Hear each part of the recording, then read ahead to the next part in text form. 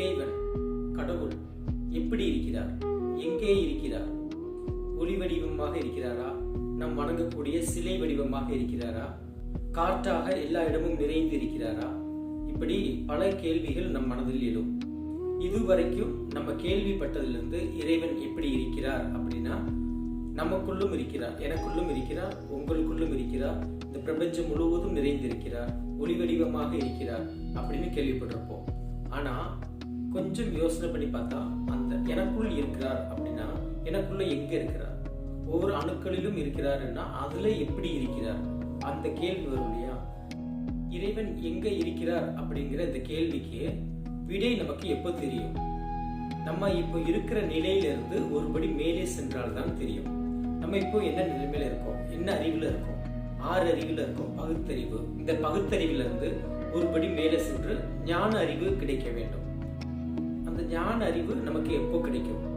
நம்ம இறைவனை பற்றி எப்போ தெரிஞ்சுக்கணும், அந்த இறைவன் எங்க இருக்கிறார் நம்ம முழுமையா எப்போ தெரிஞ்சுக்கணும்னு ஒரு ஆர்வம், ஒரு தேடல் எப்போ கிடைக்குதோ அப்போவே நம்ம ஞான அறிவு பெற்றுட்டோம் என்றுதான் அர்த்தம். உதாரணமா சொன்னோம்னா, நெருப்பு என்பது சுடும். நெருப்பு தொட்டா சுடும் தெரியும். அப்போ என்ன பண்ணுவோம்? நெருப்பு பக்கத்துல இருந்து விலகி இருப்போம். நம்ம வாழ்க்கையிலேயே நெருப்புனா சுடும், அது பக்கத்துல இருந்து விலகி இருப்போம். இதுதான் பகுத்தறிவு. இது போல நம்ம வாழ்க்கையில ஒவ்வொரு நிலையிலையும் ஒவ்வொரு அனுபவத்திலும் இது போல நம்ம பிரிச்சு பகுத்து, அது நமக்கு நல்லது கெட்டதுன்னு நம்ம பிரிச்சு வச்சுக்குவோம். இந்த அறிவு தான் 6 அறிவு, பகுத்தறிவுன்னு சொல்றோம். இதை தாண்டி நம்ம அந்த நெருப்பை பத்தி யோசிக்கிறோம். இப்ப நெருப்பு எப்படி எரியுது? நெருப்பு எரிய காரணம் என்ன? அந்த நெருப்புல இருந்து ஒளி உருவாகுது. அது எப்படி உருவாகுது? அந்த நெருப்பு எரியும் போது என்ன நடக்குது? எந்தெந்த அணுக்கள் சேரும் போது நெருப்பு எரியுது அப்படின்னு யோசிக்க தொடங்குறோம் இல்லையா? அந்த மாதிரி ஏன், எப்படி அப்படிங்கிற திங்கிங் எப்போ வருதோ அப்போவே நமக்கு ஞான அறிவு வந்துருச்சு. அந்த மாதிரி திங்கிங் பண்றவங்க எல்லாருக்குமே ஞான அறிவு இருக்கு அப்படின்னு தான் அர்த்தம்.